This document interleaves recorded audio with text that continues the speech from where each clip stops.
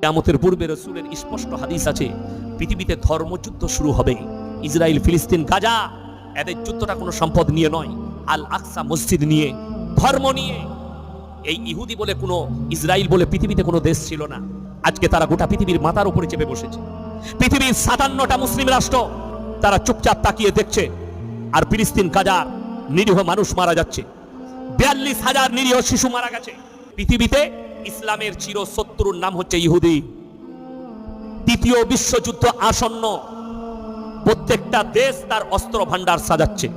আল্লাহর হাবিব সাল্লাল্লাহু আলাইহি সাল্লামের কাছে একাধিকবার বেঈমান কাফেররা প্রশ্ন করেছে কিয়ামতটা কবে। এখনো করে যাচ্ছে অনেক লোক, নাস্তিক, বেঈমান, নেমখারাম, আল্লাহ বিরোধী, রাসূল বিরোধী। এদের প্রশ্ন, এই মৌলবীরা বলছে কোরআন হাদিস থেকে কিয়ামতটা কবে হবে, তোমরা বলে দাও।